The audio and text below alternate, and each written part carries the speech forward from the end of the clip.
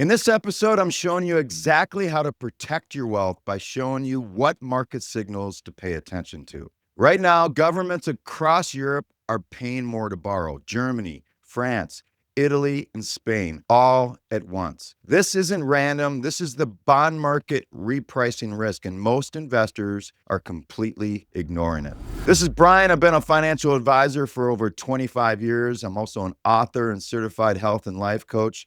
And my goal is to help you save smarter, invest better, and keep more. Here's what nobody's talking about. Bond markets don't scream warnings. They kind of whisper. And when multiple sovereign bond yields rise together, it's not a local problem. It's systematic pressure building in the global financial system. The bond market signals danger months before the stock market realizes it. Most people miss it completely because while your portfolio looks fine today, funding costs are tightening worldwide. And when governments refinance debt at higher rates, that pressure spreads and ripples to corporations, to banks, to mortgage rates, and to market liquidity. The question isn't whether this matters. The question is, will you act before everyone else figures it out? In this episode, you're going to learn 3 wealth decision principles to remember to become smarter with money and an action plan to help you make better wealth decisions starting today. So have you noticed that every time the stock market feels invincible, something breaks a few months later?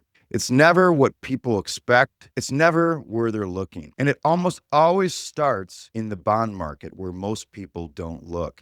Here's the pattern. Yields rise quietly. Stocks keep climbing. Investors ignore the signals. Then liquidity tightens and leverage unwinds. And suddenly the market that looked unstoppable hits a wall. That's not theory. That's 2008. That's 2000. That's how debt-based markets work. So let me paint you a picture of what's happening right now. Governments don't pay off their debt. They roll it. They refinance it. Think about it like refinancing your mortgage, except you're doing it every few years with billions or trillions of dollars. When interest rates are low, governments refinance cheaply. Budget pressure stays manageable, markets stay calm. But when bond yields rise, when governments have to pay 4, 5, or even 6% instead of 2%, everything changes. Their interest expense grows, budgets tighten, they have less room to stimulate economies during downturn. And here's where it gets critical.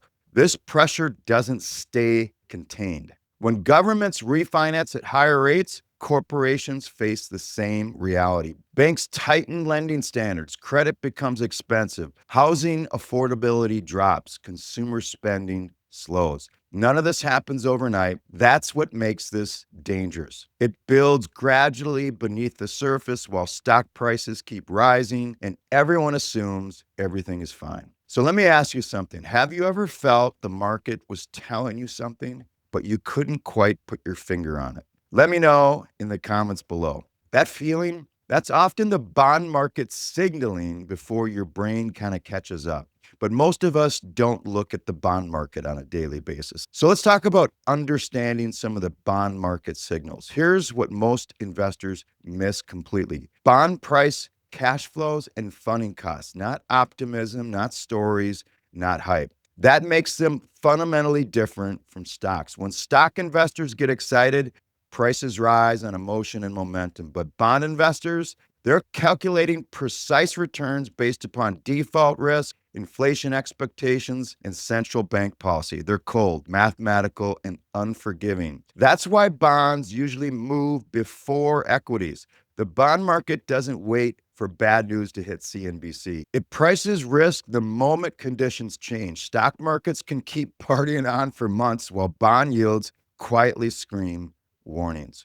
Right now, we're seeing something specific and somewhat concerning. Long-term government bond yields across Europe are rising together. Germany, France, Italy, Spain, Portugal, and Greece, all moving higher simultaneously. This isn't one country with budget problems. This isn't a bad debt auction. This is the market repricing sovereign risk at the system level. So this leads me to wealth decision principle number 1. When bond markets whisper together, listen before equity markets scream. Here's why this principle matters. Individual bond movements happen constantly. Countries run deficits, auctions disappoint, yields fluctuate. But when multiple sovereign yields move upward together, especially developed economies, it signals something structural. Global funding conditions are tightening. Credit is becoming more expensive everywhere, not just somewhere. That's not a prediction, that's a measurement. And before we go any further, quick reminder, if this is making you rethink your portfolio strategy, hit the subscribe button. By the end of this video, you're going to have a step-by-step action plan that'll help you position your investments before market conditions deteriorate. So let's trace exactly how rising government bond yields affect your money. Step one, governments refinance at higher rates. Interest expenses grow as a percentage of tax revenue. Two, budget flexibility shrinks. Less money for infrastructure, stimulus, or crisis response. Three, corporate borrowing costs rise. Companies refinance debt at the worst times and profit margins compress. And four, banks tighten credit standards. Lending becomes selective. People with high risk get cut off. Step five, asset prices adjust. Real estate becomes less affordable. Stock valuations compress because future cash flows are discounted at higher rates. And step six, speculation unwinds. Leverage becomes expensive. Risky assets sell off first. This cascade doesn't happen in a week. It unfolds over quarters, sometimes years. And here's the dangerous part. Stocks can keep rising during the early stages. That's not a contradiction. That's a lag. Equity investors price earnings and growth expectations. Bond investors price funding risk. There's always a delay between when bond markets signal trouble and when stock markets react. Have you ever watched a market crash and wondered why you didn't see it coming? Most of the time, the bond markets saw it months earlier. So this leads me to wealth decision principle number two. Elevated yields staying elevated is more dangerous than yields spiking temporarily. Think about this carefully. A quick yield spike, maybe from a bad inflation report or policy surprise, creates volatility. Markets adjust and they move on. But when yields rise and stay elevated for months and months, that's when financial pressure starts to compound. Corporate balance sheets weaken progressively. Refinancing costs accumulate. Leverage ratios deteriorate.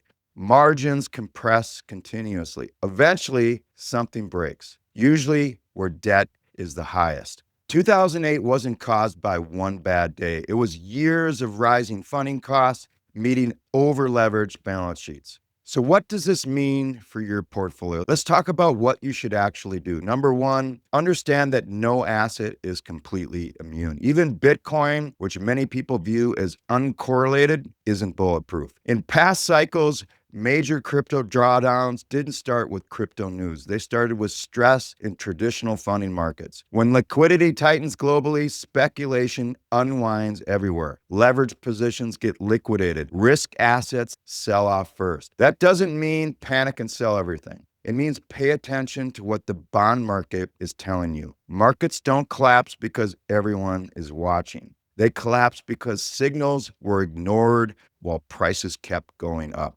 So here's what you need to ask yourself right now. Is my portfolio positioned for a world where credit is expensive? Am I overweight speculative assets funded by cheap debt? Do I have liquidity if funding conditions worsen? So this leads me to wealth decision principle number three. Financial dislocations start quietly, technically, and easy to ignore until they're not. Every major market crisis follows this pattern. Warning signs appear in technical markets like bonds and credit spreads. Most investors dismiss them because stocks are rising. Things feel good. Pressure builds beneath the surface. Then something triggers the cascade. The trigger is never what matters. What matters is that pressure was building the whole time. When you see multiple sovereign bond yields rising together, you're watching financing conditions tighten globally. That's not bearish speculation, that's observation. So here's your action plan for this week. Step number one, check your portfolio's debt exposure. How many of your holdings, stocks, funds, crypto, and companies or sectors with high leverage? Rising funding costs hit those stocks first. Step two, review your liquidity position. In a tightening credit environment, cash becomes valuable. Make sure you're not 100% invested if conditions start to deteriorate. And step three, Monitor bond yields weekly. Watch the 10-year treasury yield and all the other European bond yields. If they keep rising together for months, increase caution. Step 4, reduce speculation gradually. This isn't about market timing, it's about risk management. If you're heavily weighted in speculative assets, consider rebalancing before liquidity dries up.